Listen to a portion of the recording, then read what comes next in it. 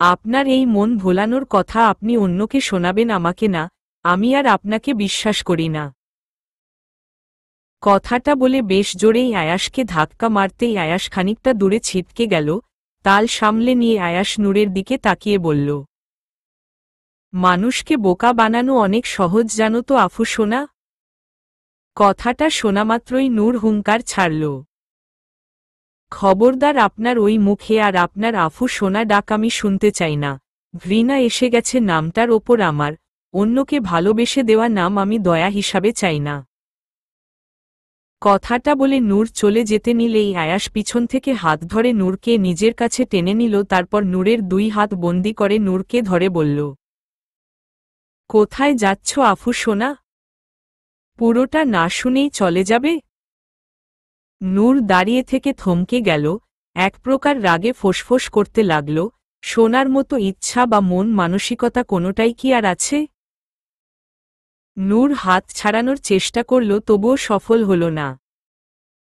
আপনার সেই প্রেমকাহিনী শোনার কোনো ইচ্ছা নেই আমার, ছাড়ুন, আমি ঘুমাব।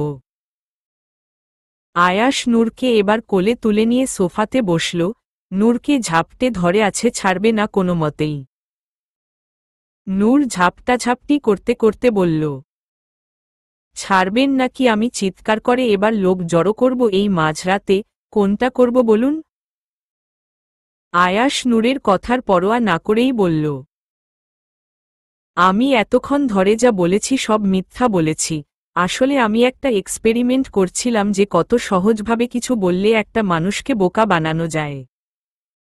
নূর পুনরায় ছাড়ানোর চেষ্টা করে বলল, আর কোনো বাড়াবাড়ি না, একটাও মিথ্যা কথা না। আয়াস মুচকি হেসেই বলল,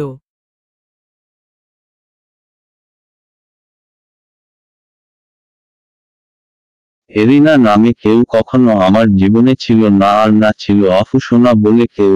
কিন্তু তুমি আছো এখন আমার জীবনে, আমার আফু সোনা হয়ে। আর না আজ কারোর মৃত্যু বার্ষিকী। আহান ভাইয়াও আমার থেকে ছোট নয়, আর না আমি আহান ভাইয়ার থেকে বড়। তবে এটা ঠিক যে আমি বরাবরই খুব শান্ত স্বভাবের, কিন্তু তোমার এটা মানতে কষ্ট হবে কারণ আতি তোমার সাথে কখনো শান্তশিষ্ট স্বভাব সুলভ আচরণ করিনি। তোমার কাছে আমার পরিচিতি হলো ডেভিল হিসাবে। কারণটা আমি এতদিন ধরে তোমার মনে গেঁথে দিয়েছি আর ভাবতে বাধ্য করেছি যে আমি প্রকৃতই ডেভিল। আর তুমিও খুব ভালোভাবে তোমার বোঝার কর্তব্যটা পালন করেছো। তোমাকে বোকা বানানোর কাজটা নিত্য নৈতিক খুবই সহজ একটা কাজ, কারণ তোমাকে কিছু বললে তুমি কখনো তা যাচাই করতে চাও না যে তা আদতেও সত্য কি মিথ্যা। আমি বললাম আর কত সহজে তুমি বিশ্বাস করে নিলে। চাইলে তুমি কথার মার প্যাচে আমাকে ফেলে যাচাই করতে পারতে, কিন্তু তুমি তা করনি, বরং উল্টে আমার দেওয়া একটা সুন্দর ভালোবেসে দেওয়া নাম আফু সোনা ডাকটাও ঘৃণার যোগ্য করে তুললে। তাহলে ভাবো। আয়াসের কথাটা শেষ হতেই নূর খানিকটা ছলছল দৃষ্টিতে তাকিয়ে বলল, চাইলেও কি আর আমি আতিতে ফিরে গিয়ে দেখে আসতে পারতাম যে আপনি ঠিক কি করেছেন? পারতাম না তো। তাহলে স্বাভাবিকভাবে আপনার মুখের কথা বিশ্বাস করা ছাড়া আর কোনো উপায় নেই। মানুষের মুখের কথা শুনে তা যদি বিশ্বাস না করতে পারি তাহলে এই জীবনের সার্থকতা কি আপনিই বলুন। আয়াস মুচকি হেসে বলল, একবার যাচাই করতে। নূর আয়াসের বুকে মাথা রেখে চোখটা বন্ধ করল। আমি জানি আপনি এখনও আমাকে ঠকিয়ে চলেছেন, তবুও যে আমি পাগল, বিশ্বাস তো আমাকে করতেই হবে আর বারবার ঠকতেও হবে। চিন্তা নেই, একটা সময় ঠিক আমার মিথ্যাগুলোতে অভ্যস্ত হয়ে যাব। মিথ্যা ভালোবাসা আর মিথ্যা অনুভূতিগুলোয় হয়তো একদিন সজীব আর তরতাজা হয়ে যাবে। আয়াস নূরকে আরও খানিকটা ঝাপটে ধরিয়ে বলল, প্রথমত, আমি কোনো প্রেমিক পুরুষ নয় আফু সোনা যে কথায় কথায় তার প্রেয়সীকে মন ভোলানোর কথা বল ভোলাবে বা হাতে লাল গোলাপ ধরে হাঁটু গেড়ে প্রপোজ করবে, আমি পারি না। দ্বিতীয়ত, আমি আমার অনুভূতি প্রকাশে সর্বদাই ব্যর্থ। আমি ঠিক করে গুছিয়ে কথা বলতে পারি না, আর না থাকে আমার কথার মাঝে কোনো ভালোবাসার প্রকাশ। তাই তোমার কাছে আমার একটা অতি পরিচিত রূপ হল ডেভিল। তৃতীয়ত, ভালোবাসায় আমি কখনো বিশ্বাসী নয়, এমনকি তোমাকে আমি ভালোবাসি কি আমি তাও জানি না, আর আমার জানাও নেই। তবে তুমি আমার একটা নেশা, খুবই প্রিয় নেশা, যে নেশা না আছে অ্যালকোহলে আর না আছে কোনো নেশা জাতীয় দ্রব্যে। আফু সোনা নামক মানুষটা একটা নেশার কুণ্ডলীর মতো আমাকে আবিষ্ট করে ঘিরে থাকে সর্বদা, বারবার নেশাতে জোড়াতে ইচ্ছে করে, তাই তো দূরে সরে যেতে পারি না কখনো। নূর আয়াসের বুকে মাথা রেখে ফুপিয়ে উঠল, শার্টটাকে শক্তপোক্ত করে খামচি মেরে বলল, আপনি আবারও আমাকে ঠকাচ্ছেন। আয়াস মুচকি হেসে বলল, যা তুমি ভাববে। আমার চিহ্ন তুমি বহন করছো, তাই তোমার কাছে আমার কৃতজ্ঞতার শেষ নেই। আমাদের সম্পর্কটা কোনো কৃতজ্ঞতার না যদিও, তবে নেশাময়। নেশাটাকে ভালোবাসি আর তুমি আমার প্রিয় নেশা। এর থেকে বেশি ব্যক্ত করা হয়তো আমার পক্ষে আর সম্ভব না আফু সোনা, তুমি জোর করলেও বোধ হয় পারব না। নূর কাঁদতে কাঁদতে বলল, কখনো আর এ বিষয়ে আমি কোনো প্রশ্ন তুলব না, শুধু একটা প্রশ্নের উত্তর চাই, দেবেন? আয়াস নির্বিকার কণ্ঠে বলল, হমম বলো। নেশা আর ভালোবাসা দুটোই কি আপনার কাছে এক? আয়াস মুচকি হেসে বলল, ভালোবাসা হলো নেশাময়, নেশা কেটে গেলেই ভালোবাসা ফুরিয়ে যায়। তোমার নেশা ফুরোবে না, সুতরাং ভালোবাসা নামক বস্তুটাও কখনো শেষ হবে না। নূর আয়াসকে বেশ শক্ত করে জড়িয়ে ধরে বলল, আপনি আবার আমাকে ঠকাচ্ছেন তাই না? আয়াস এবার হো হো করে হেসে বলল, হমম। সকাল সকাল আয়াস রেডি হয়ে নিচে নামল। আহানকে আনতে যাবে আয়াস এয়ারপোর্টে। নূর ওপরের ঘরেই রয়েছে। আয়াসের কড়াকড়িতে বেড থেকে ফ্লোরে নামার উপায় নেই। কিছু চাওয়ার আগেই সবাই সবকিছু সামনে হাজির করে দিচ্ছে। বিষয়টা নূরের কাছে একটু বাড়াবাড়ি মনে হচ্ছে। ওর এমন জীবন যাপন চাই না, সকলের সাথে একসাথে সময় কাটাতে চাইও। আয়াস বাসাতে ফিরলে আয়াসকে বলবে কথাটা নূর। আয়াস বেরিয়ে গেছে হয়তো। নূর বিছানা থেকে নামতে গেলেই ইফা এসে বলল, এই কি করছো ভাবি, নামছো কেন? নূর বিরক্তিমাখা কণ্ঠে বলল, এভাবে আর কতক্ষণ ইফা? একটা মানুষের কি সারাদিন একভাবে বিছানায় শুয়ে থাকতে ভালো লাগে? ইফা দাঁত বার করে হেসে বলল, সহ্য করো ভাবি, সহ্য করো। নূর গাল ফুলিয়ে বলল, তোমার ও সময় আসুক বুঝবে। ইফা হেসে বলল, সেই সময় আসুক দেখা যাবে। নূর ইফাকে ওর পাশে বসিয়ে বলল, ইফা একটা সত্যি কথা বলবে আজ? ইফা পাশে বসে বলল, হমম বলো ভাবি। তুমি কি কাউকে পছন্দ করো বা ভালোবাসো? কথাটা শুনে ইফা হো হো করে হেসে উঠতেই নূর অবাক হয়ে বলল, কি হলো, হাসছো যে? তোমার কি সত্যিই মনে হয় যে আমার কাউকে পছন্দ হয়? তেমনটা ঠিক না, তবে এখনকার দিনে এটা খুবই নরমাল একটা বিষয়। আরে না ভাবি, আমার অমন কোনো কিছু নেই, আর আমি ভাবিও না এমন। আর আহান ভাইয়া কি বলেছে জানো? নূর কৌতূহল নিয়ে বলল, কি বলেছে উনি? ইফা বেশ রাগ ফুটিয়ে বলল, ভাইয়া বলেছে সে বাসায় ফিরলে নাকি আমার বিয়ে দিয়ে দেবে। তুমিই বলো, আমার কি বিয়ের বয়স হয়েছে? আর কদিন পরেই এসএসসি দেব, এখনো পিচ্ছি আমি। নূর মুচকি হেসে বলল, সত্যিই উনি একথা বলেছেন? ইফা গাল ফুলিয়ে বলল, হমম হমম হমম, এই কারণে ওনার ওপর রেগে আছি। নূর এবার ফিক করে হেসে ফেলল। ননদিনী থেকে হম হম হম। ইফা অবাক হয়ে বলল, কি? নূর মুচকি হেসে বলল, এটা না হয় সাসপেন্সই থাক। ইফা অভিমান করে রইল, আর নূর ইফার অভিমানটা বেশ এনজয় করতে লাগল। আহান ফিরেছে আজ 2 দিন, সাথে করে ছোট বাচ্চা ছেলে আর মেয়ের অনেক জামকাপড় নিয়ে এসেছে। নূর সহ পরিবারের সবাই অবাক ভীষণ রকম। নূর এখন আর আহানের সাথে আগের মতো রুক্ষ ব্যবহার করে না, নিজের ভাসুর হিসাবে অনেক শ্রদ্ধা নিয়ে কথা বলে আর ব্যবহারও করে। কিছুক্ষণ আগেই সবাইকে আহান জানিয়েছে যে ইফাকে বিয়ে করতে চায়। ইফা তো শুনে সেখান থেকে ছুটেছে আর ইফার কাণ্ডে সবাই হো হো করে হেসেছে। খুব শীঘ্রই ওদের এনগেজমেন্ট হবে। ড্রাইভ করছে আয়াস, পাশে বসে আছে নূর। গন্তব্যস্থলটা অতি পরিচিত, মায়ার বাসা। নূর আর আয়াস সেখানেই যাচ্ছে। আজ নূর আর আয়াস নূরের মাকে নূরের বাবার বাসায় দিয়ে আসতে গিয়েছিল, তারপর সেখান থেকে জানতে পারে যে মায়ার সাথে রেদওয়ানের গুরুতর ঝামেলা হওয়ার দরুন তাদের মাঝে যোগাযোগ বন্ধ। তাই নূর আর আয়াস ওনাকে ড্রপ করে দিয়ে মায়ার বাসাতে যাচ্ছে, যদিও রেদওয়ান অনেকবার না করেছে যে তারা যেন না যায়, কিন্তু নূর রেদওয়ানকে কথা দিয়ে এসেছে যে তাদের মধ্যেকার সমস্ত মনোমালিন্য দূর করেই ছাড়বে। আয়াস আর নূরের টুকটাক আলাপচারিতার মাঝে শেষ হল স্বল্প রাস্তা, অর্থাৎ মায়ার বাসা। কোনো রকম কোনো দ্বিধা বোধ না করে আয়াস আর নূর বাসাতে ঢুকল।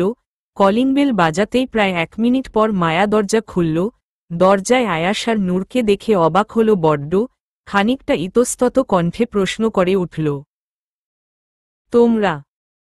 নূর মায়ার হাতের দিকে তাকিয়ে বলল, তোমার হাত ঠিক হয়ে গেছে ভাবি?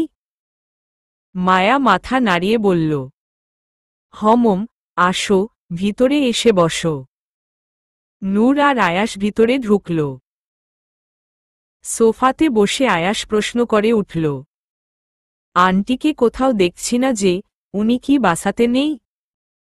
মায়া ওর মায়ের রুমের দিকে একবার তাকিয়ে বলল, আসলে আম্মু একটু অসুস্থ তো, তাই ঘরেই ঘুমিয়ে আছে। নূর বেশ ব্যতিব্যস্ত হয়ে বলল, কি হয়েছে আন্টির? মায়া মাথা নিচু করে রইল বেশ কিছুক্ষণ, তারপর থেমে বলল, তোমরা হঠাৎ এলে, কোনো দরকার? নূর মায়ার পাশে দাঁড়িয়ে ওর কাঁধে হাত রেখে বলল, হমম, দরকার তো বটেই। তোমাদের দুজনের ভিতরকার মনোমালিন্য দূর করতেই আজ ছুটে আসা। অনেক তো করলে অভিমান, এবার না হয় দুজনের এক হওয়ার পালা। মায়া এবার নির্লিপ্ততা ভঙ্গিতে হেসে বলল, না, তার আর দরকার নেই। যেমন আছি বেশ আছি, বাকি জীবনটা আম্মুকে নিয়েই কাটিয়ে দেব। উহু, তা হচ্ছে না। ভাইয়ার সাথে আল্লাহ তোমার ভাগ্য জুড়ে রেখেছেন, তা এত সহজে ছেড়ে দিলে হবে নাকি? মায়া কথা ঘোরানোর জন্য বলল, তোমরা বসো, আমি তোমাদের জন্য চা করে আনি। আয়াস বলে উঠল, আন্টির সাথে আগে দেখা করি, তারপর বাকি কাজ। কথাটা বলে নূরকে নিয়ে মায়ার মায়ের ঘরের দিকে গেল। মায়া একটা দীর্ঘশ্বাস ফেলে কিচেনে গেল। সেদিনের পর থেকে মায়া নিস্তব্ধ হয়ে গেছে। ওর আম্মু এত কিছু মানতে না পেরে অসুস্থতার পর থেকে একা সংসারে মেয়েটার বিয়ে দেখে যেতে চান উনি। নূর আর আয়াস কথা বলছে, তখন ঘরে ট্রে নিয়ে ঢুকল মায়া। মায়া আসতেই দেখল ওর মা হাসছে। আজ বহুদিন পর ওর মায়ের মুখে হাসি দেখেছে। অনেকদিন মন খুলে হাসেননি উনি, তবে এখন ওনার হাসিটা প্রাণবন্ত। মায়ার ও মনটা ভরে গেল, তবে তাদের কথোপকথনের বেশিরভাগ অগে কেন্দ্রবিন্দু ও তা ওর বুঝতে বাকি হয়নি আগেও। মায়া আসতেই মায়ার মা মুচকি হেসে বলল, শেষমেশ আমার ইচ্ছাটা পূরণ হল। তোর আর রেদওয়ানের বিয়েটা হলো আমার সবচেয়ে বড় ইচ্ছা। মায়া বিরস কণ্ঠে বলল, সেটা সম্ভব না। আমার পক্ষে আর এই সম্পর্কে ফিরে যাওয়া সম্ভব না, তাছাড়া দোষটা আমারই ছিল। কথাটা বলে মায়ার চোখে জল চলে এলো। চোখটা মুছে নিয়ে স্বাভাবিক কণ্ঠে বলল, এই নাও তোমাদের চা। নূর মায়ার গালে হাত রেখে বলল, ভুল তো মানুষ মাত্রই হয়, আর আমাদের ভুলটাকে মানিয়ে নিয়েই চলতে হবে, না হলে জীবনে শিখলাম কি? মায়া ইতস্তত কণ্ঠে বলল, তবুও আমি পারব না নূর, ভুলটা ভুলই।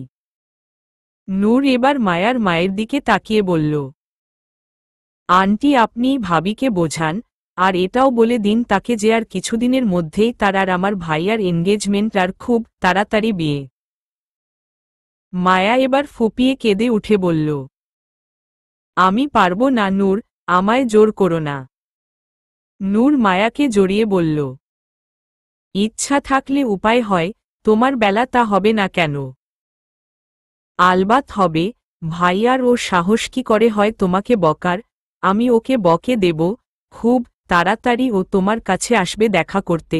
তোমরা দুজন দুজনকে যে ভীষণ রকম ভালোবাসো। মায়া নূরকে জড়িয়ে ধরে কেঁদে দিল। আয়াস আর মায়ার মা দুজনে আনন্দের সাথে তাকিয়ে আছেন। সত্যিই সম্পর্কের পরান্তি হল শ্রেষ্ঠ একটা পাওয়া। মায়াকে অনেক রকমভাবে বুঝিয়ে সুঝিয়ে বাসায় ফিরছে নূর আর আয়াস। নূর একটু ক্লান্ত, এখন আর শরীর বেশি ধকল নিতে পারে না। হঠাৎ আয়াস ড্রাইভ করার ফাঁকে বলে উঠল, একটা গল্প শুনবে আফুসোনা? নূর ক্লান্তি ভরা কণ্ঠে বলে উঠল, হমম বলুন। জানি আপনি কেবল আমাকে মিথ্যা বলে বোকা বানান, যদিও আমি অভ্যস্ত তাতে। আয়াস মুচকি হেসে বলল, রাজকুমারী ছোট বোনের কথা মনে আছে তোমার? নূর কথাটা শুনে যেন জেগে উঠল, অনেক উৎসাহ নিয়ে বলল, হমম মনে আছে তো, আর সে তো আমার আম্মু তাই না? আয়াস মুচকি হেসে বলল, হ্যাঁ। আমার আম্মুর পরের কাহিনীটুকু বলুন না প্লিজ, আমি জানতে চাই। আয়াস গাড়ির স্পিডটা খানিকটা কমিয়ে বলল, তেমন কিছুই না। তারপর রাজকুমারী পালিয়ে সংসার করতে লাগল। অনেক বছর লুকিয়েছিল, যদিও তার বাবা তাকে ত্যায্য কন্যা করে দিয়েছিল।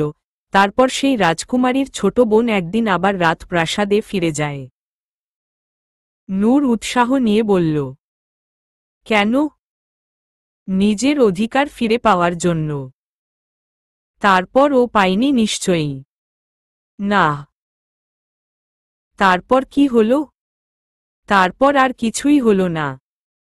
নূর মন খারাপ করে বলল, আমি ভাবলাম ইন্টারেস্টিং কিছু হবে। আয়াস হো হো করে হেসে বলল, প্রয়োজন কি যে সব জিনিসই ইন্টারেস্টিং হবে? নূর মাথা নিচু করে বলল, না তা ঠিক না, তবুও এত ধামাকাদার একটা কাহিনীতে টুইস্ট তো থাকতে পারত। আয়াস মুচকি হাসল, কিছু বলল না, মনে মনে বলতে লাগল, তোমাকে সবকিছুর সত্যতা আমি জানাতে চাই না আফুসোনা।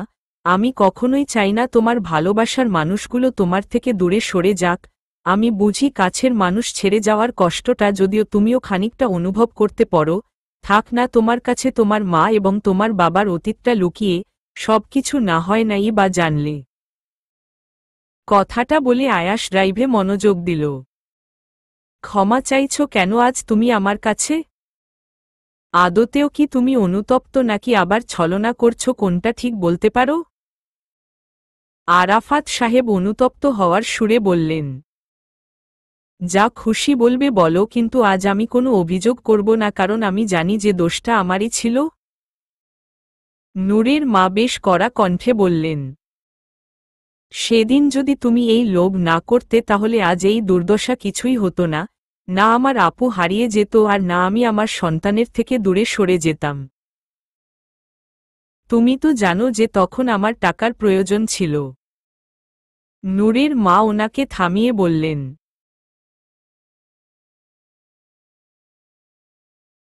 তোমাকে ভালোবেসে তোমার হাত ধরে পালিয়ে গিয়েছিলাম সেদিন। আমি ছিলাম জমিদারি বংশের মেয়ে আর তুমি ছিলে সাধারণ এক মধ্যবিত্ত ঘরের ছেলে, তবুও আমি আমাদের সম্পর্কের মাঝে কখনো অর্থ টেনে আনিনি। তোমার হাতে হাত রেখে পাড়ি দিয়েছিলাম অজানা এক ভবিষ্যতের দিকে। তবুও তুমি খুব ভালোভাবে আমাদের সংসারটাকে গড়ে তুলেছিলে। তোমার যা ছিল তা দিয়েই তুমি সুখের সংসার গড়ে তুলেছিলে। তারপর কয়েক বছর পর যখন রেদওয়ান বড় হলো আর নূরও বেশ বড়, সেই সময় তোমার ব্যবসায় তীব্র সংকট দেখা যায়। বাবা মায়ের সাথে সম্পর্ক বিচ্ছিন্ন হয়ে গিয়েছিল। তারা আমাকে ত্যায করেছিল, তাই তাদের কাছে আর ফেরার চেষ্টা করিনি। প্রিয়ন্তী আপু বোধহয় অনেক খোঁজার চেষ্টা করেছিল, কিন্তু খুঁজে পায়নি। আর পাবেই বা কি করে? যে নিজে থেকে হারিয়ে যায় তাকে কি কখনো ফিরে পাওয়া যায়? যায় না। তারপর তুমি একদিন বললে যে আমার নিজের পরিবারের কাছে ফিরে যেতে আর তোমরা নিজের ন্যায্য অধিকার ফিরে পেতে। আমি নারাজ ছিলাম, কিন্তু সেদিন তুমি আমার কথা শুনতে বাধ্য ছিলে না, কারণ তোমার তো টাকার প্রয়োজন ছিল, তাই না? রেদওয়ান সাহেব মাথা নিচু করে নিলেন, হয়তো ভীষণভাবে অনুতপ্ত তিনি। ওনাকে দমিয়ে দিয়ে নূরের মা পুনরায় বললেন, আমি বাধ্য হয়ে নিজের বাড়িতে যাই, কিন্তু গেট থেকেই আমাকে দূর দূর করে তাড়িয়ে দেওয়া হয়। তাই লজ্জায় আর ঘৃণার কখনো সেখান দুবার ফিরে যাওয়ার কথা ভাবিনি। তারা বলেছিল যে তাদের নাকি কোনো ছোট মেয়েই নেই। বেশ, কিন্তু তুমি তাতেও ক্ষান্ত হলে না। তোমার এতই টাকার প্রয়োজন হয়ে পড়েছিল যে না পেরে আমাকে প্রিয়ন্তী আপুর কাছে যেতে হয়েছিল, যেখানে তুমি আমার আত্মসম্মান উপেক্ষা করে এত বছর পর কেবলমাত্র টাকার কারণে পুনরায় সম্পর্ক স্থাপন করতে বলেছিলে। বেশ, তাই হলো, তোমার কথা মতোই যোগাযোগ করলাম আপুর সাথে। কিন্তু আপুর সাথে তেহেরাত ভাইয়ার সম্পর্কের অবমাননার কথা শুনে টাকা চাওয়ার সাহস হয়নি। তাই না পেরে বাধ্য হয়ে বলেছিলাম যে আপু যাতে একটু আমার বাবার বাসায় সবাইকে অনুরোধ করে যেন তারা আমাকে মেনে নেয়। কথাটা বড়ে নিঃশ্বাস ছাড়লেন নূরের মা।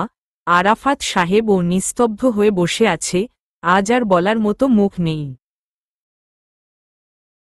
তারপর আপু তাদের কাছে আমার হয়ে কথা বললে আপুর ওপর ভাইয়া রেগে যান, কারণ তিনি কখনোই চাইতেন না যে তার সম্পত্তিতে কেউ ভাগ বসাক। যদিও পৌত্রিক সম্পত্তিতে মেয়েদের একটা অধিকার থাকে, তা বোধহয় উনি বলেই গিয়েছিলেন। ভাইয়া রাগ করে সিদ্ধান্ত নিলেন যে আপুকে সব সম্পত্তি থেকে বঞ্চিত করার, আর তা ওনার একার পক্ষে সম্ভব ছিল না। তাই তিনি হঠাৎই একদিন আমার সাথে যোগাযোগ করেন আর আপুকে তার পথ থেকে সরিয়ে দেওয়ার কথা বলেন এবং পরিবর্তিতে সম্পত্তির ভাগ না দিলেও কিছু টাকা দেওয়ার লোভ দেখান। যদিও আমি তাতে গলিনি, তুমি লোভে পড়ে রাজি হয়ে গিয়েছিলে। যে মানুষটা আসলেই তোমার কখনো কোনো ক্ষতি চাইনি, তুমি তাকেই সরিয়ে দিতে চেয়েছিলে। লজ্জার বিষয়ে আমি তোমার এই কথা সবার সামনে ফাঁস করে দিতে চাইলে তুমি আমাকে বিচ্ছেদের ভয় পায়। যদিও আমি ভয় পাইনি, অবশেষে তুমি আমার নূরকে আর রেদোয়ানকে মেরে ফেলার হুমকি দাও। আমি দমে যাই, তারপর হার মেনে নিই।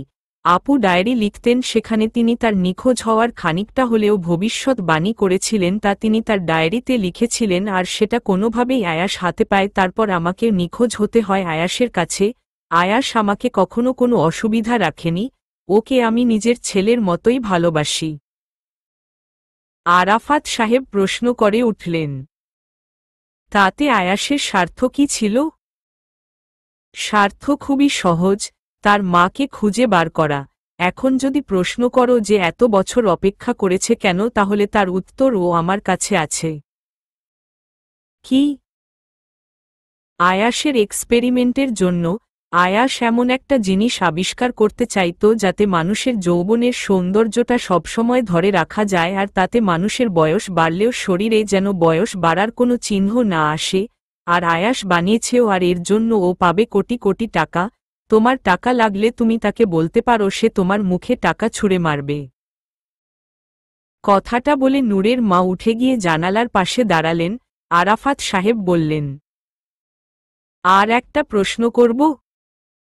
উনি কোনো উত্তর দিলেন না, নীরবতা সম্মতির লক্ষণ। আয়াস নূরকে বিয়ে করল কেন? আর তোমাকেই বা এতদিন লুকিয়ে রেখেছিল, তার ফলাফল কি হল? উনি গর্জে উঠে বললেন, আয়াস তোমার মতো লোভী নয় যে টাকার জন্য কাউকে বিয়ে করবে বা মানসিক অত্যাচার করবে। সে নূরকে ভালোবাসে, নূরকে সে চায়, তাই বিয়ে করেছে। তার ভালোবাসা নিঃস্বার্থ।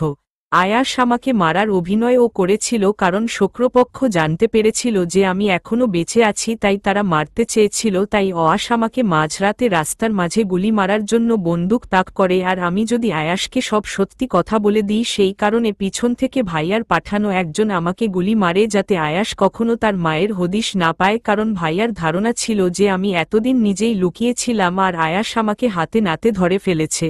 গুলিটা আমার গায়ে লাগতেই আয়াস পিছন ঘুরে তাকিয়ে দেখেছিল একজন পালাচ্ছে। আয়াসও তখন তাকে যেতে দেয়, কারণ এতে আমাদের সুবিধা হতো। আয়াস আমাকে হসপিটাল নিয়ে যায়, চিকিৎসা করাই। আপু ফিরে আসে পরিকল্পনা মাফিক। এবার বলো, তোমার শাস্তি কি হওয়া উচিত?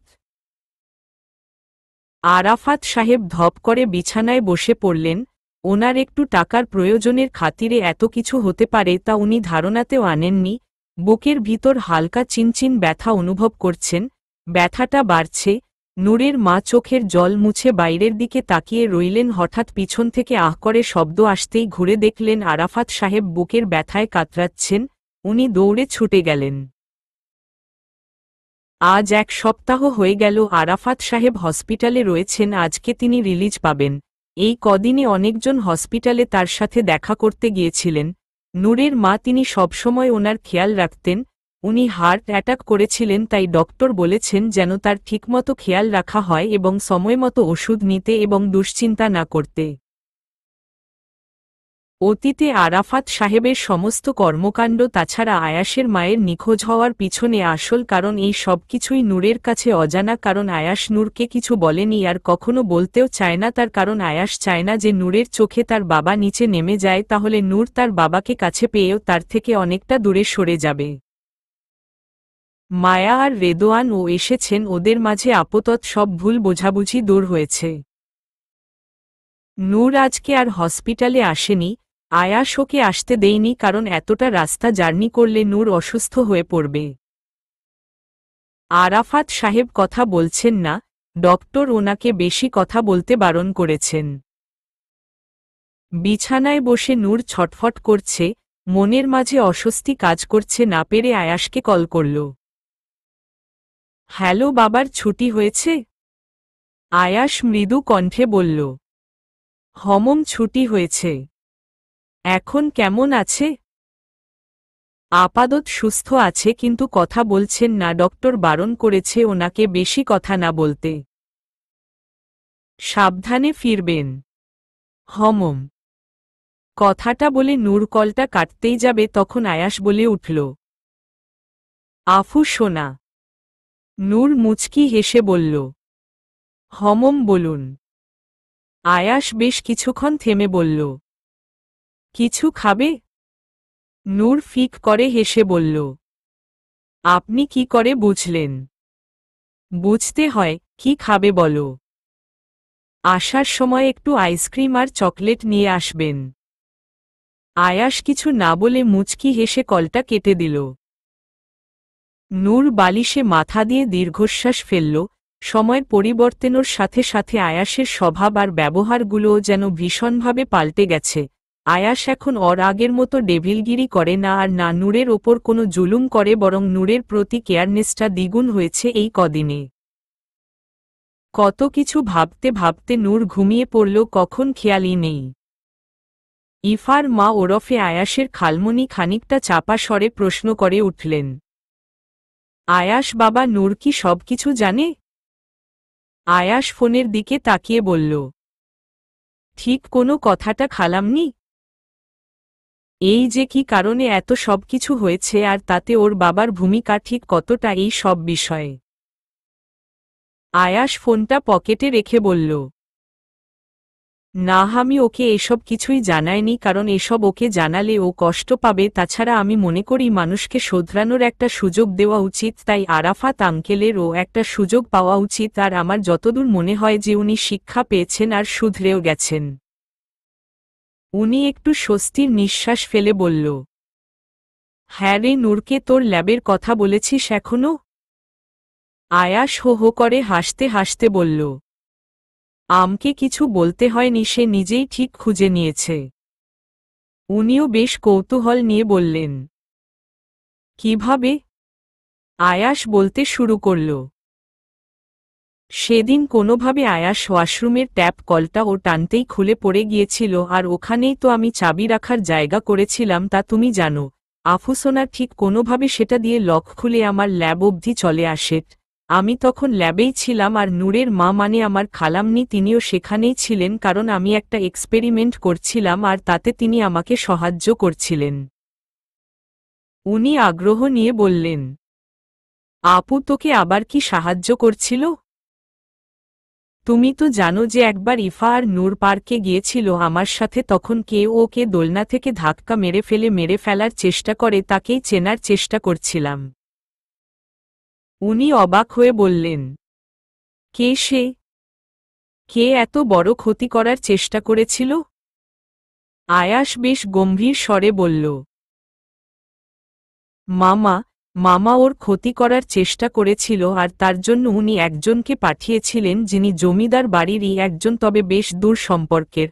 ওনাকে আমি ধরতে পেরেছিলাম, আর উনি আমাকে মারতে চেষ্টা করেছিলেন, তাও আমার ল্যাবেই। তাই আমি তার আগে ওনাকে মারি, তারপর ওনার বডি থেকে কিছু নমুনা কালেক্ট করি, আর সেটা পরে খালামুনির বডির ডিএনএর সাথে মেলানোর চেষ্টা করি।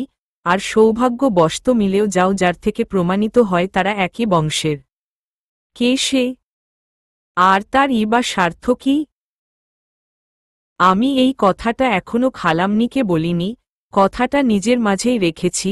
মামার প্রতিবেশী জেলার এই সুন্দরী মেয়ের সাথে অবৈধ সম্পর্ক ছিল, আর তার দরুন সেই সন্তান, তবে যে সন্তানের মর্যাদা পায়নি কারণ মামা তাকে সেই মর্যাদা দেয়নি, আর ব্যাপারটাকে ধামাচাপা দেওয়ার জন্য তিনি তাদের মা আর ছেলেকে মোটা অঙ্কের টাকা দিতেন। তুই এসব কি করে জানলি আয়াস? আয়াস এবার উঠে দাঁড়িয়ে বলল, যেদিন আমি নাটোর যাই সেদিন সন্ধ্যায় মামা আমাকে ডাকেন সবকিছুর ভাগিদারি নেওয়ার জন্য। আমি তাকে খুব স্পষ্ট জানিয়েছিলাম যে আমার কিছুর প্রয়োজন নেই।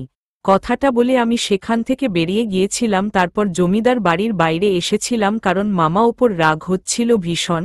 অন্ধকারের মাঝে দাঁড়িয়েছিলাম, তখনই এক মহিলা কণ্ঠের কান্নার আওয়াজ পেতেই প্রথমে চমকে গিয়েছিলাম, তারপর একটু ভরকে গেলেই কাণ্ঠটার উৎস খোঁজার চেষ্টা করতেই ফিসফিসিয়ে গলার আওয়াজ পেলাম।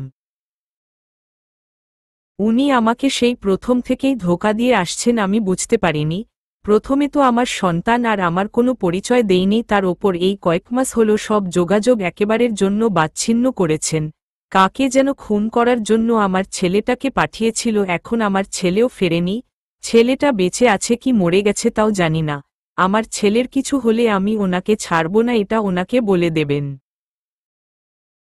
আঁচলে মুখ টিপে উনি কাঁদছিলেন।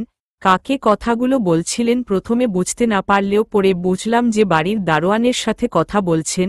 দারোয়ান ও তাকে বেশ তুচ্ছ তাচ্ছিল্য করে তাড়িয়ে দিতেই আমি ওনার পিছু নিলাম আর ওনার থেকে সব কথা জানলাম। ইফার মা অবাক হয়ে বললেন, উনি এত সহজে রাজি হয়ে গেলেন বলতে? না, এত সহজে বলেননি। সব জানার জন্য যে বললাম যে ওনার ছেলেকে মামু মেরে ফেলেছে, সে নাকি মামুর পথের কাটা। যদিও ছেলেটাকে আমিই মেরেছিলাম কারণ ও আমার আফুসোনার ক্ষতি করার চেষ্টা করেছিলাম, আর মামু ওদেরকে পথের কাটায় মনে রত। সব কুকীর্তি ফাঁস হওয়ার ভয় এতদিন যোগাযোগ রেখেছিলেন। কথাটা শেষ হতেই ইফার মা বলে উঠলেন, ছি, একটা মানুষ এতটা জঘন্য কিভাবে হয়? উনি আসলেই কি মানুষ? আয়াস মুচকি হাসল আর কিছু বলল না। কিছুক্ষণ পর আয়াস আবার বলতে শুরু করল, এইভাবেই জানলাম। আর কি হয়েছিল শোনো তারপর। হমম বল। আফুসোনা লিফট থেকে নামল। আমি আর খালমনি দেখতে বুঝতে পেরেছিলাম যে কেউ আসছে, আর তা আফুসোনা ছাড়া আর কেউ হবে না তাও জানতাম। আমি তো ঠিক রেখেছিলাম সেদিনই নূরকে সব সত্যি বলে দেব, কিন্তু খালামনি সামান্য নূরের নাম ধরে ডাকতেই ও অঞ্জান হয়ে পড়ে গেল। এত অল্পতেই যে ভয় অঞ্জান হারায়, আমার মনে হয় না সে সবটুকু শোনার অবস্থায় থাকবে। তাও ঠিক, বলার দরকার নেই ওকে। এমনিতেই মেয়েটার শরীর ভালো যায় না, তার ওপর এসব বললে। আয়াস যাওয়ার প্রস্তুতি নিয়ে বলল, আচ্ছা খালা মনি আমি আসি। আফু সোনা একা আছে, আর তোমরা কালকে শপিংয়ে যাচ্ছ তো? আমি তো যাব না। ইফা আহান, রেদোয়ান আর মায়া যাবে বোধ হয়। তুই আর নূর যাবি? না, আফুসোনার এই সময় কোথাও যাওয়াটা ঠিক হবে না, ওরা যাক। আয়াস বেরিয়ে গেল। রুমে গিয়ে দেখল নূর গাল ফুলিয়ে রাগ করে বসে আছে, আর তা দেখে আয়াস নূরের কাছে গিয়ে বসে নূরের গালটা টেনে দিয়ে বলল, কি হয়েছে আফু সোনা, মন খারাপ? নূর অন্যদিকে মুখ ঘুরিয়ে নিল। আয়াস নূরকে কাছে টেনে জড়িয়ে ধরে বলল, রগ করে আফু সোনা, খালমনির সাথে কথা বলছিলাম তাই দেরি হয়ে গেল। নূর আয়াসের দিকে গম্ভীরভাবে তাকিয়ে বলল, আপনার বেবিও যে আপনার জন্য অপেক্ষা করে তার খেয়াল কি আপনার থাকে? আয়াস হো হো করে হেসে বলল, শুধু কি বাবু নাকি বাবুর আম্মুও অপেক্ষা করে? কোনটা? সবকিছু কি মুখে বলতে হয়? কিছু কথা বুঝে নিতে হয়। আয়াস নূরকে জড়িয়ে হেসে ফেলল। দেখতে দেখতে ইফা আহান আর রেদোয়ান মায়ার বিয়ের দিন চলে এলো। কমিউনিটি সেন্টারে বিয়েটা হবে কারণ দুটো আলাদা আলাদা পরিবারের বিয়ে আর একসাথে যেহেতু হওয়ার কথা তাই আলাদা আলাদা সম্ভব না, সেহেতু কমিউনিটি সেন্টারে একসাথেই বিয়ের ব্যবস্থা করা হয়েছে। দুই ব্রাইডের সাজ প্রায় কমপ্লিট।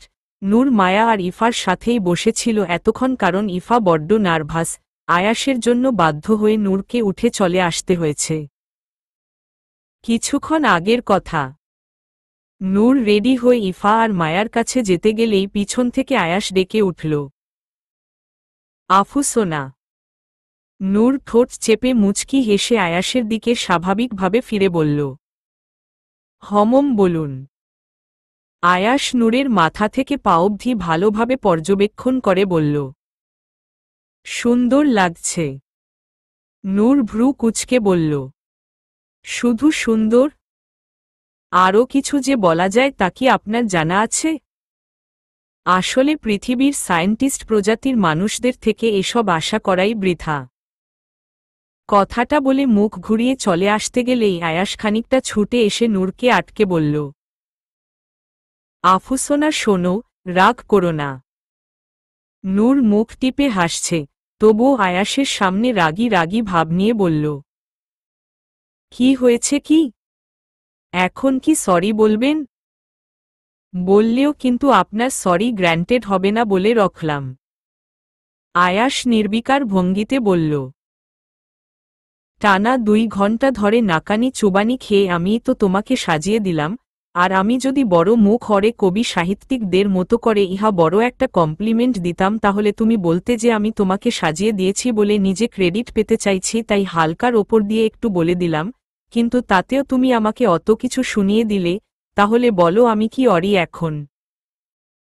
নূর ভ্রু কুঁচকে বলল, এই যে এক নাগারে এত কিছু বলে দিলেন এর পরিবর্তে যদি ঝোড়ো ঝোড়ো করে কমপ্লিমেন্ট দিতেন তাহলে আমি আমার অভিযোগ উইথড্র করে নিতাম। আয়াস বেশ মিনমিন অরে বলল, আরে আমাকে কিছু বলতে তো দেবে তারপর তো বলবো। নূর চলে যেতে নিয়ে বলল, হোয়াটেভার। এক পা এগিয়ে যেতেই আবার আয়াসের দিকে ফিরে বলল, ওয়েট ওয়েট ওয়েট, আপনি এতক্ষণ ধরে হাতটা পিছনে লুকিয়ে রেখেছেন কেন? কি আছে আপনার হাতে? আয়াস এবার ফিচেল হাসি হেসে বলল, পিছন ঘোরো তাহলেই বুঝতে পারবে। নূর আর বেশি তর্কাতর্কিতে গেল না, এমনিতেই সুযোগের সদ্ব্যবহার করে ছেলেটাকে বেশ ভালোই অনেক কথা শুনিয়ে ফেলেছে ও। নূর পিছন ঘুরতেই আয়াস নূরের খোপায় একটা বেলিফুলের মালা গুজে দিতেই নূর শিউরে উঠল। আয়াসের মতো মানুষের থেকে ও এমন কিছু কখনোই আশা করেনি, যদিও আশা করেনি কথাটা বললেও ভুল হবে কারণ আয়াস বড্ড একগুঁয়ে আর অত্যন্ত চাপা স্বভাবের একজন মানুষ, ঠিকভাবে কোনো অনুভূতি এক্সপ্রেস করতে পারে না। নূর কিছুক্ষণের জন্য নির্বাক হয়ে গেল, কিছু বলছে না। এদিকে অনেকক্ষণ যাবৎ আয়াস বেলিফুলের মালাটা নিয়ে নাড়াচাড়া করছে, কিন্তু এতক্ষণে তো মালাটা পরিয়ে ফেলার কথা। নূর এবার একটু নড়েচড়ে উঠল। আয়াসকে আর কিছু বলার সুযোগ না দিয়ে ঝট করে আয়াসের দিকে ঘুরতেই আয়াসের দিকে তাকালো।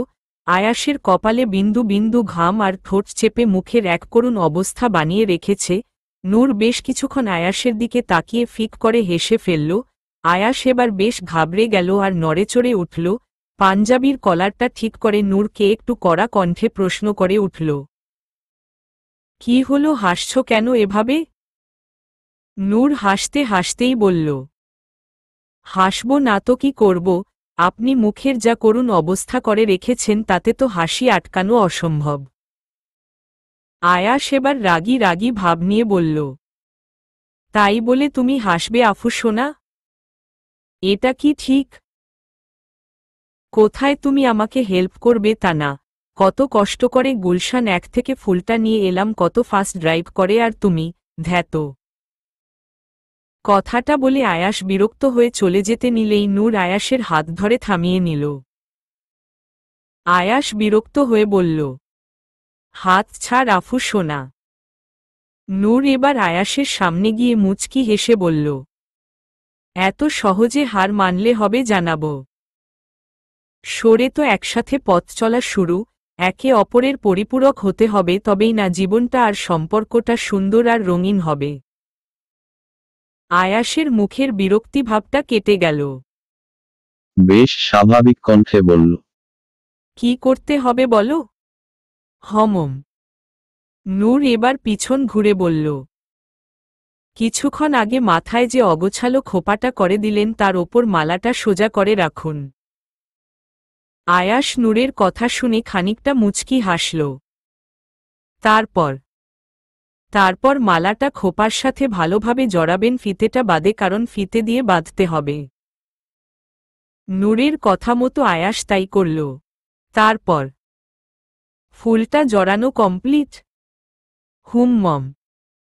এবার আর কি, ফিতেটা বেঁধে দিন ভালো করে যাতে না খুলে যায়। আয়াস এবার ইচ্ছা করে ফিতেটা বাঁধল না, বরং খোপাটা আরও ঢিলে করে দিল যাতে খুলে যায়, আর তাই হল। হয়েছে এবার? নূর কথাটা বলার সাথে সাথে মালটা খুলে পড়ল আয়াসের হাতে। নূর আয়াসের দিকে হতাশ হয়ে তাকিয়ে বলল, এত সহজভাবে বলেও হয়নি? আয়াস বেশ কাচুমচু মুখ করে বলল, না। নূর এবার বিরক্তিভরা কণ্ঠে বলল, আপনি সায়েন্টিস্ট হলেন কি করে তা নিয়ে আমার যথেষ্ট সন্দেহ আছে। দিন আমার কাছে দিন, আম্মুর কাছ থেকে পড়ে নেব আমি। কথাটা বলে মালাটা আয়াসের হাত থেকে নিতে গেলেই আয়াস মুচকি হেসে বলল, আই উইল ডু ইট। নূর ভ্রু কুঁচকে বলল, আপনি পারবেন না, ছাড়ুন। আয়াস এবার নূরের একেবারে কাছে গিয়ে বলল, আমি অনেক কিছুই পারি আফু সোনা, আই থিঙ্ক তুমি তা জানো, যদি প্রমাণ চাও তো। নূর বেশ ঘাবড়ে গেল কথাটা শুনে, শুকনো ঢোক গিলে বলল, হমম, বুঝেছি বুঝেছি, আপনি পারেন। এবার এটা তাড়াতাড়ি পরান, আমার দেরি হয়ে যাচ্ছে। আয়াস মুচকি হেসে মালাটা পরিয়ে দিল এবং খানিকক্ষণ ফুলের ঘ্রাণ নিয়ে নূরের কানের কাছে ফিসফিসিয়ে বলল, মাঝে মাঝে কিছু অগোছালো জিনিসকেও ছোট ছোট সৌন্দর্যতার সাথে পরিপূর্ণতা দেওয়া যায়, এই যেমন তোমার খোপা, অগোছালো হলেও সুন্দর আর মোহিত। কপালের টিপটার অবস্থান ও খানিকটা এলোমেলো তবুও মায়াবতী লাগছে, আর ঠোঁটের মিষ্টি হাসিতে তুমি রাঙাবো, আর এই লাল শাড়িতে আমার রঙ্গবতী। কথাটা বলে আয়াস মুচকি হেসে চলে যেতে নিলেই নূর বলল, কত সুন্দর করে আমার সৌন্দর্যের বর্ণনা করলেন, তাও বলছেন আপনি বলতে পারেন না? আয়াস মুচকি হেসে ঘুরে বলল, আমি আবেগপ্রবণ কম, তাই অনুভূতি ব্যক্ত করতে পারি না, তবুও যতটুকু বলি তাতে যদি তুমি প্রাপ্তি অনুভব করো তাহলে আমি খুশি। আয়াস নিজের বুকের বাম দিকে হাত রেখে কথাগুলো বলল। আয়াস চলে গেল আর নূর অদ্ভুতভাবে চেয়ে রইল আয়াসের পানে। আরও বেশ কিছুক্ষণ কল্পনা জল্পনা করে নূর খোপায় হাত দিয়ে মুচকি হাসল। এখনও খোপাটা হালকা ঢিলা, তবে খুলবে না সহজে, তা নূরের বিশ্বাস। ইফা আর মায়ার সাথে বসে আছে নূর। ইফা নূরের হাত ধরে বসে আছে আর মাঝে মাঝে ভাবি ভাবি বলে ডাকছে। বেচারি আবার কাজকর্মই নূরের বেশ হাসদুই পাচ্ছে, তবুও ও হেসে দিলে মেয়েটা বোধহয় কেঁদেই ফেলবে, তাই নিজেকে সংযত করে রেখেছে নূর। হঠাৎ নূরের ফোনে ফোন এলো। আফু সোনা, বাইরে এসো, তোমার ওখানে থাকতে হবে না। নূর ফিসফাসিয়ে বলল, কেন? সব কেন উত্তর হয় না, তাড়াতাড়ি বাইরে এসো। নূর হালকা ধমকের সুরে বলল, কেন বলবেন তো, না হলে যাব না। আয়াস আর কোনো কথা না বাড়িয়ে ঘরের মধ্যে ঢুকে গেল। ফোনটা এখনও কাটেনি, কানে ফোনটা ধরে বলল, আসবে নাকি আমি গিয়ে টেনে তুলে আনব কোনটা? নূর দাঁতে দাঁত চেপে বলল, ভারী অদ্ভুত মানুষ আপনা। আর কোনো কথা না, উঠে এসো। নূর বিরক্ত হয়ে উঠতে গেলে ইফাল্ল, ভাবি কোথায় যাচ্ছ? নূর একটু বমি করার অভিনয় করে বলল, ইফা, আমার বমি পাচ্ছে, আমি আসছি। হ্যাঁ। ইফা আর কিছু বলতে পারল না। নূর বেরিয়ে এসে আয়াসকে ইচ্ছামতো ঝাড়ি মারতে শুরু করে দিল। আয়াস শুধু শুনে যাচ্ছে আর মুচকি মুচকি হাসছে। ভালোভাবে বিয়েটা হয়ে গেল ওদের চারজনের। সম্পর্কগুলো অত সুন্দরভাবে পাল্টে গিয়ে মানুষগুলো আরও কাছের হয়ে গেল। পরিবারের সকলেই খুব খুশি, দূর হয়েছে সকলের মনোমালিন্য। মায়া আর ইফাকে বাসর ঘরে বসিয়ে নূর বেরিয়ে এলো। ক্লান্ত লাগছে বেশ, তাই ঘরে গিয়ে বিশ্রাম নিতে গেলেই দেখল আয়াস আগে থেকেই ঘরে বসে আছে। নূর গিয়ে প্রশ্ন করল, আপনি এখনো ঘুমাননি? না, তোমার জন্য অপেক্ষা করছিলাম। নূর একটু বাঁকা চোখে তাকিয়ে জল খেতে খেতে বলল, কি কারণে? আমাদের বাসর রাত হয়েছিল আফু সোনা। কথাটা শোনা মাত্রই নূর বিষম খেল। আয়াস হেসে ফেলল। নূর আদো আদো কণ্ঠে বলল, কেন? না, আজকে সবার বাসর রাত, তো তাই আমরাই বাকি দোষ করলাম বলো। নূর গ্লাসটা ধপ করে রেখে বলল, থামুন আপনি আর ঘুমান, আমি ক্লান্ত। আয়াস হঠাৎই নূরকে কোলে নিয়ে ব্যালকনিতে গিয়ে মেঝেতে বসাল। আয়াস বলতে শুরু করল, আমি আবেগপ্রবণ কম, তোমার ভাষাতে সায়েন্টিস্ট মানুষরা নিরাসীম, মানলাম। কি করব বলো তো, আমি যে এমনই। আমি অত সবার মতো সবকিছু এক্সপ্রেস করতে পারি না, ভালোবেসে 2-4টে কবিতার লাইন বাঁধতে পারি না, আর না পারি আবেগপ্রবণ হয়ে নিজের ভালোবাসার অনুভূতিকে ব্যক্ত করতে। তাতে তোমার অভিযোগ থাকলেও আমি মেনে নেব, তবে আমার কাছে সবকিছুর হিসাব যেন বড্ড সোজা লাগে। কোনো কিছুই আমি জটিলভাবে ভাবতে পারি না, যে কারণে তোমার কাছে আমি মানুষটা ছিলাম এতদিন ডেভিল। জানো আমি তোমার সামনে নিজেকে ডেভিল হিসাবে কেন উপস্থাপন করেছিলাম? নূর খানিকটা অবাক করা চাহনিতে তাকিয়ে মাথা নাড়াল। জানার কথাও না আফু সোনা।